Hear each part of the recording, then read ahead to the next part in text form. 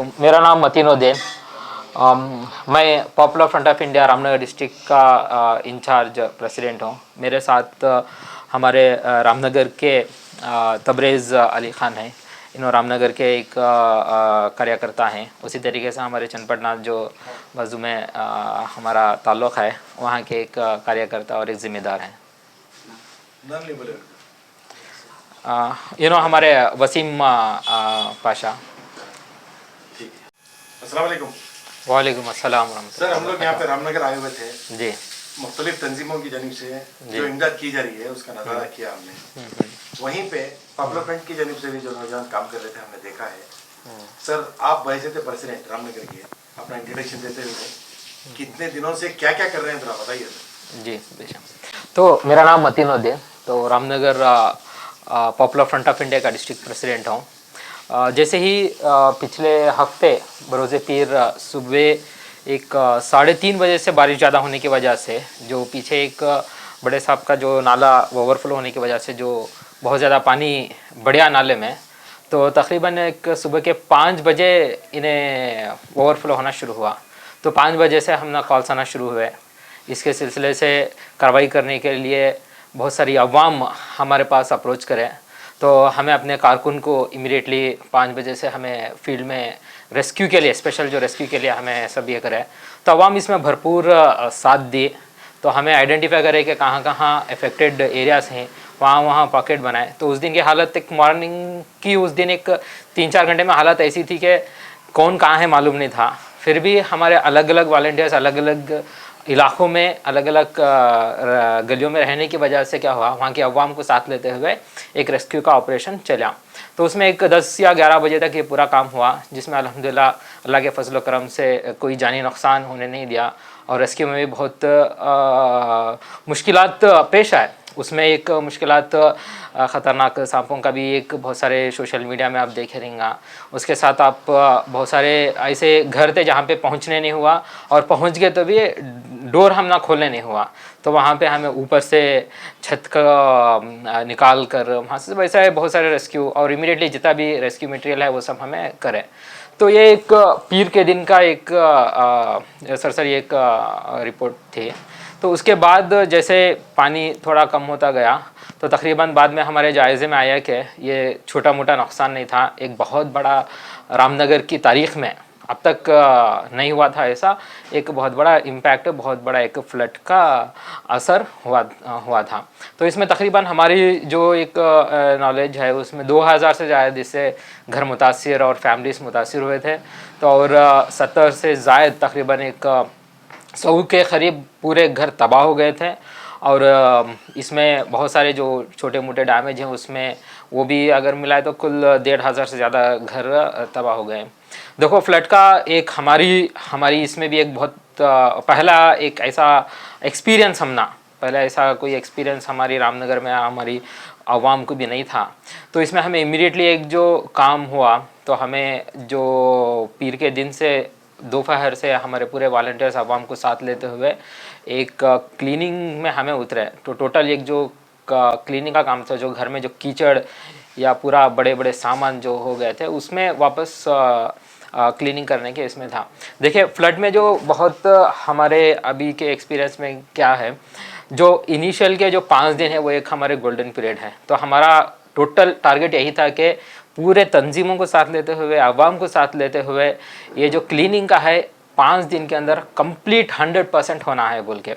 ये क्लीनिंग मतलब जो 2-2 फीट का जो अंदर कीचड़ है, जो दीवार गिर गए हैं, ये है, ये पूरा अगर हमें 3 दिन के या 5 दिन के ऊपर अगर हमें इसे साफ़ नहीं करें तो इससे क्या होता है, बदबू शुरू होती है और इसमें बीमारियां भी शुरू होती हैं।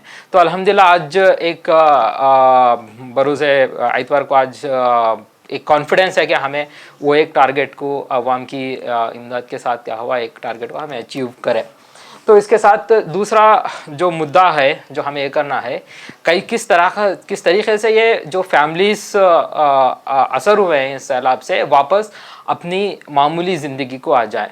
इस मामूली ज़िंदगी को लाने के लिए बहुत सारे इसमें हुकूमत की बहुत बड़ा हाथ रहेगा, इसमें दूसरे तंजीमों इमदाद का भी हाथ रहेगा, इसमें यहाँ के जो काउंसलर्स हैं, कॉर्पोरेटर्स हैं, इनका भी बहुत बड़ा हाथ रहेगा। और जल्द से जल्द हमारी सबको मिलकर एक कोशिश है कि वो अपनी मामूली ज़िंदगी अपने घरों में शुरू करें। तो इसमें जैसे मैं बोल रहा था उनको मुआवजा मिलना है, इसके लिए भी काम चल रहा है। अल्हम्दुलिल्लाह ये भी हमारा काम इंशाल्लाह जल्द से जल्द उनका मुआवजा मिलना है, जिनके घर तबाह हुए हैं वो मुआवजा मिलता है हुकूमत की तरफ से। ये भी एक कोशिश चल रही है और इंशाल्लाह इसे भी हमें जल्द से जल्द पूरा करना है। सर वॉलंटियर तौर पर आपने जो किया है, आपने कहा जी सर, मेरा सवाल ये है कि यहाँ पे कॉर्पोरेशन की जानिब से पानी सफाई को लेकर क्या किया गया था? देखिए, कॉरपोरेशन का भी एक लिमिटेशन है, क्योंकि जो इम्पैक्ट एरिया है ये बहुत बड़ा है। 2000 घर बोल रहे हैं, तो आप अंदाज़ा लगा लिए 2000 घर 5 दिन के अंदर, ये घर के अंदर का 2 फीट का कीचड़ निकालना कॉरपोरेटर नहीं कर सकता।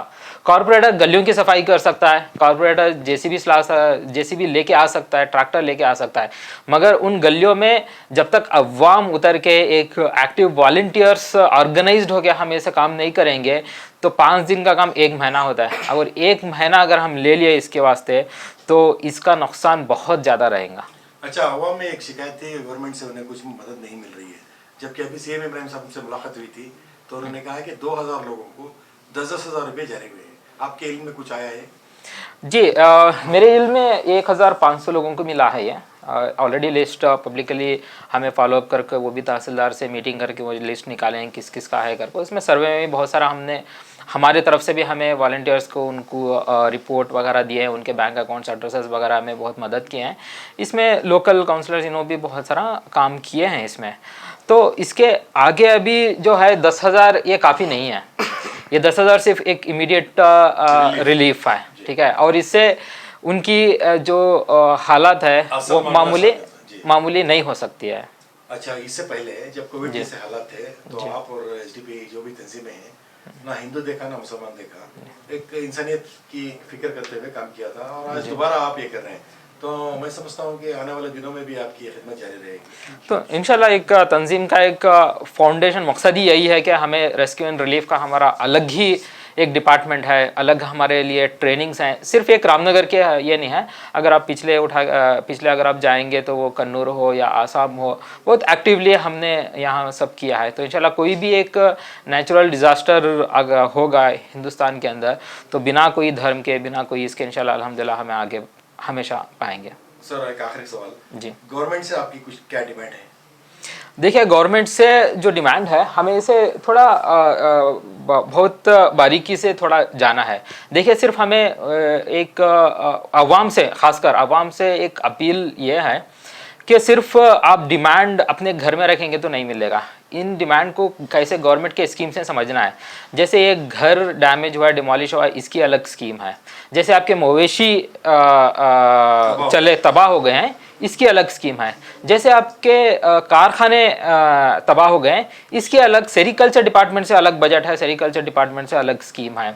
इसी तरीके से जो क्लीनिंग है इसकी अलग स्कीम है। जैसे एक डिमांड हम ये भी कर रहे हैं कि जो बेस्कॉम का इलेक्ट्रिसिटी बोर्ड है उसमें ये असर जो है इनको एक 3 महीने कम से कम फ्री इलेक्ट्रिसिटी देना है और कम से कम थोड़े महीने एक फ्री वाटर सप्लाई देना है। तो ऐसे अलग अलग स्कीम में, अलग अलग चीज़ों में हमें एक डॉक्यूमेंटेशन के साथ अगर हमें अपील करेंगे, पूरी आवाम जो अभी साथ दे रही है इसमें करेंगे तो फ़ायदा होगा। अच्छा, हमने देखा कि सिर्फ घर की बर्बादी जो दिखा रहे हैं उसके अलावा जो व्यापारी तबका है, दुकानदार हैं, उनकी भी बहुत परेशानी हमारे सामने आई है, उनकी तरफ कोई ख्याल ही नहीं कर रहे हैं, तो आप उसके बारे में क्या कहेंगे? देखिए, उसके सिलसिले से हमने बहुत सारे फैक्टर्स का जायज़ा लिया है, बहुत सारा डॉक्यूमेंटेशन हमने बनाया है नुकसानात के। तो इंशाल्लाह वो जैसा मैं बताया, एक सेरिकल्चर डिपार्टमेंट का जो बजट है तो इंशाल्लाह उनको भी एक रिपोर्ट हमें हमारी तरफ से इंशाल्लाह पेश करेंगे और अवाम को भी एजुकेट करेंगे और इसमें अवाम का भरपूर साथ है, उन्होंने भी हमारा साथ दे रहे हैं।